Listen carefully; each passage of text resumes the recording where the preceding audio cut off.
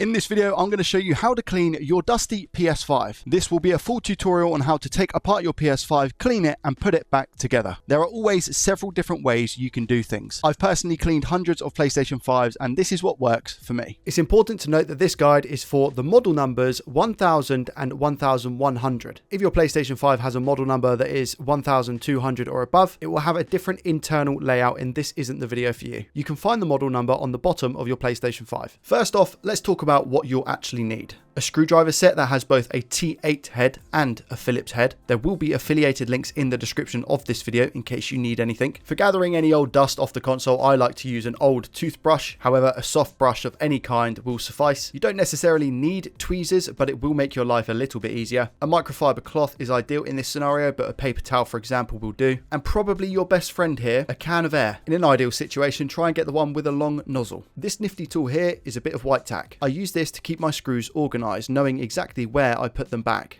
And now you should be ready with the tools you have to take apart your PS5. With the PS5 in this orientation, we're going to start with prying up on the top left-hand corner with our hand, while simultaneously pushing to the right. We're going to use our right hand at the bottom of the console to use that pull technique. The methods that I show are very similar between both the digital and the disc edition. The first bit of the cleaning process is simply to take your microfiber cloth and give the inside of the panel a quick clean. For any stubborn dirt or bits of dust, come in with your brush to loosen them up and then go back over it with the cloth. Now take the console and flip it over to where you can see the PlayStation logo on the other panel. We use the exact same technique here, and the corner to pull up from is where the PlayStation logo is. Pull up and slide at the same time. Whilst you're here, you might as well give this panel a clean as well.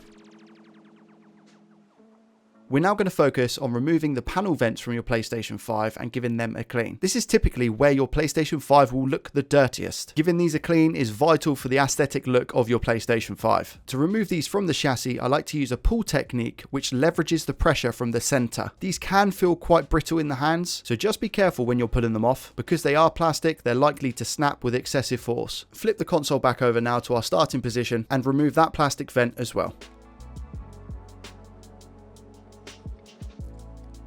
Now we have our two plastic vents separated from the console. There are a few ways to clean these. If they are ridiculously dirty, you could take them to a sink and give them a little bit of clean with some hot water. And please just make sure they are fully dry before you reassemble the console. However, 9 times out of 10 it is just dust, and you can either use your brush to get in between the gaps, or what I like to personally do is grab your microfiber cloth or your paper towel and feed it through the crevices and pull it back. Again, a gentle reminder, the plastic is quite brittle, so just take your time, nice and easy, and it will make these looking like brand new.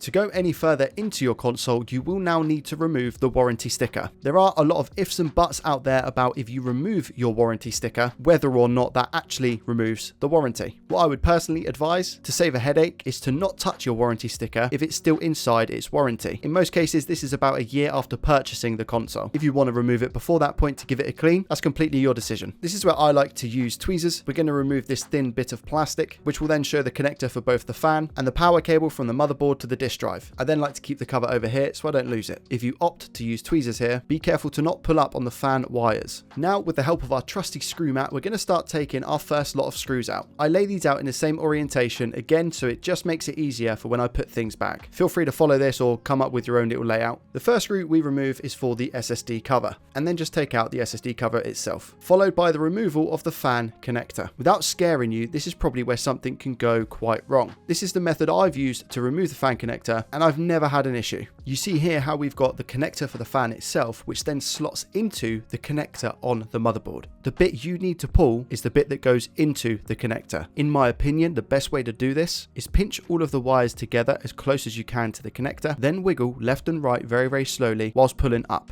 Also to note, the connector can only go in one way. Fun fact, a dozen of these consoles have come in to me saying that the fan connector has been ripped off and I've needed to solder them back to the motherboard. The same method is used for the disk drive power cable, so you can disconnect that as well at the same time. Now we use our T8 screwdriver bit to remove the 4 screws surrounding the fan.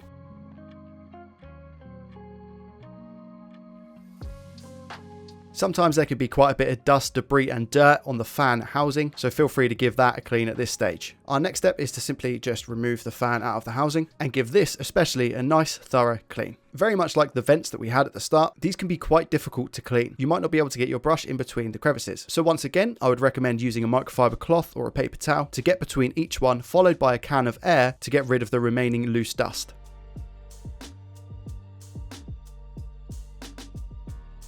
Now we have a plethora of screws to remove from the chassis. Again, I like to outline the screws on the screw map to know where to put them back. I'll put this on 2x, but feel free to pause it if you need to use it as a reference at any point.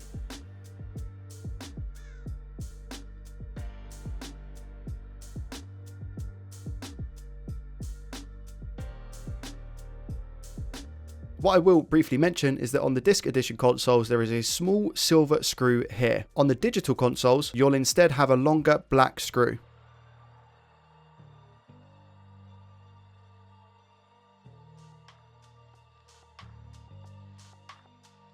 Now we're going to place our hand here on the curve of the chassis and slowly lift up.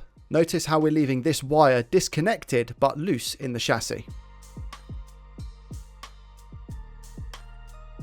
Again, we can use this as a good opportunity to clean the inside of that plastic chassis. You may get a bit of dust build up on the back of this, specifically around the fan area. Same thing, use the cloth to get any loose dust off, and for stubborn bits, use a brush followed by canned air. Next, you want to remove this bit of adhesive tape that's holding the ribbon cable down. You don't necessarily have to, but it will make your life easier when you're removing the ribbon cable from the clasp. Speaking of which, you need to push down on the clasp and slowly pull out the ribbon cable.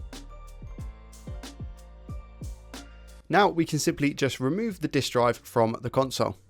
Take out the antenna cables you can see on the screen. There is 4. This is usually 2 for the front, 2 for the back. However, on newer models, you'll only have 2 antenna cables. Don't panic if you don't have 4. Also remove the LED ribbon cable from the connector that is just beneath the 2 back antennas. Remove the tape that's securing the 2 front antenna cables and put the cables themselves over to the side. Now remove the little ribbon cable that we have at the front of the console.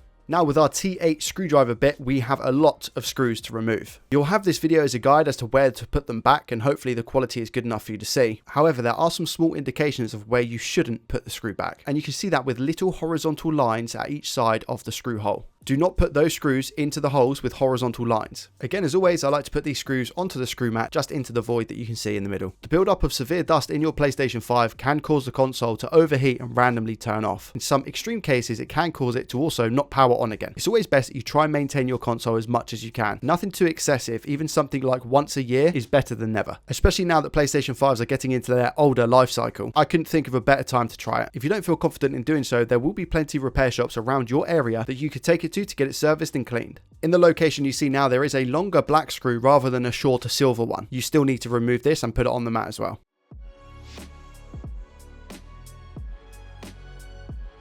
Now that's done, what I like to usually recommend is lift up where you had the SSD cover and slowly pry the metal chassis away from the board. Now this can be a little bit tedious sometimes, so just take your time and try not to use excessive force again here. This ribbon cable here can also be considered rather tricky, and we're going to push down on that clasp, grip it with our index finger and our thumb and pull it out.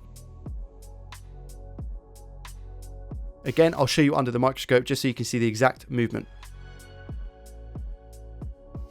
Remove this sticker here that is securing your LED ribbon cable down to the heatsink.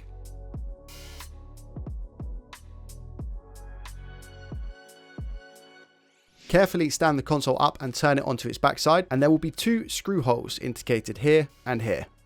Use your T8 screwdriver to remove these screws. Flip the board back over to the normal side. What I'd recommend at this point is putting the small metal heatsink back on the console so you're not touching any random components. Make sure this big ribbon cable here isn't going to get stuck. Keep an eye out for your antennas and other ribbon cables, and slowly lift the heatsink with the motherboard out of the chassis. Now you will have our back chassis with the power supply. This area can get very, very dusty. So again, go in gently, use the toothbrush to get rid of any stubborn bits of dust that aren't coming off, followed by the microfiber cloth and the can of air. When it comes to cleaning the grill here on the power supply, I would just say use your toothbrush and the can of air. Use this opportunity as well to clean the fins on the heatsink here. Again, a very common place for dust buildup. If your PS5 is getting rather loud as well because it's trying to overcompensate for the amount of dust that's clogging it up, cleaning all of this out is going to reduce the noise of your PlayStation. Depending on how dusty your PlayStation 5 is, this is where you're probably going to see the most dust buildup. Again, following this simple process, loosen it up with your toothbrush or your paintbrush, using a can of air to get that dust away from the console, getting it all nice, sparkly and clean. The aim of the game here is to be able to see through the fins on the heatsink itself.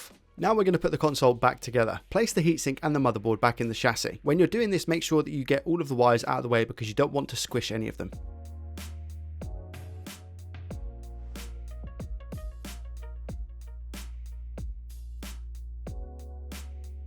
Depending on what version of the PlayStation 5 you have, the antenna wires will either go from the bottom or from the right. Take off the metal housing cover and plug in all of your ribbon cables.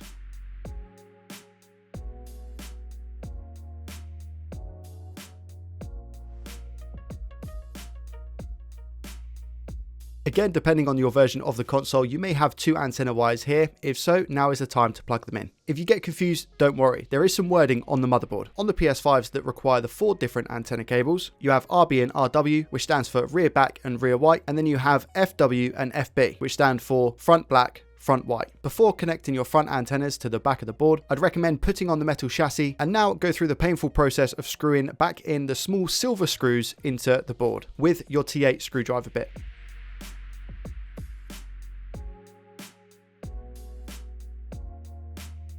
Remember what I said earlier about the horizontal lines? With these ones, it doesn't apply and you do need to put in the small silver screws here.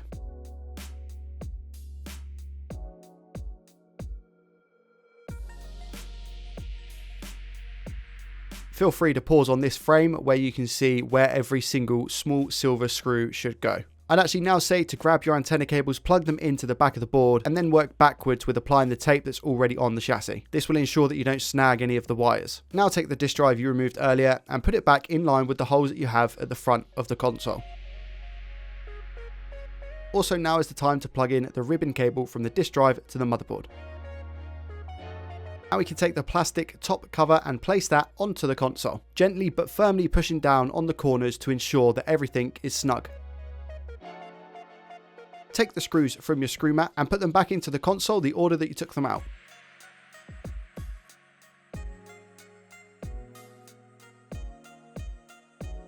Now flip the console over to the back and screw the screws in that you took out earlier. Grab the plastic vent that you would have cleaned at the start of the video and place that back in the chassis. I like to put one end in at a time and then give it a firm push until it clicks.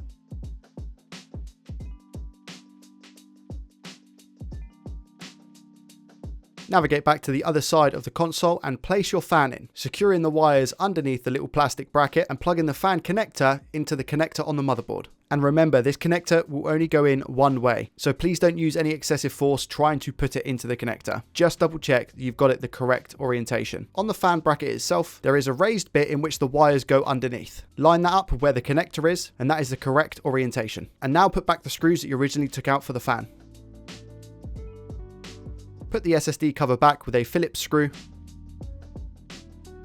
Plug in both ends of the power cable for the disk drive.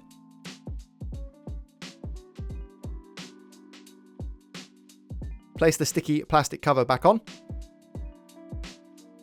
Secure the other plastic vent on this side of the console. The 2 final stages, you're nearly there. Grab your side panel, place it into the holes, you'll get a feel for it, and then just simply slide it until you can hear the click. This does take a little bit of force. Rinse and repeat for the other side of the console. Final little dust off with a microfiber cloth on the front part of the chassis, but that is it. You are done. You've successfully taken apart your PlayStation 5, give it a good clean, and put it back together. If this video provided you with some sort of value and actually worked, please consider hitting that thumbs up button and subscribing to the channel. Any questions, leave them in the comment section down below. Thanks for watching, and I'll see you in the next one. Peace.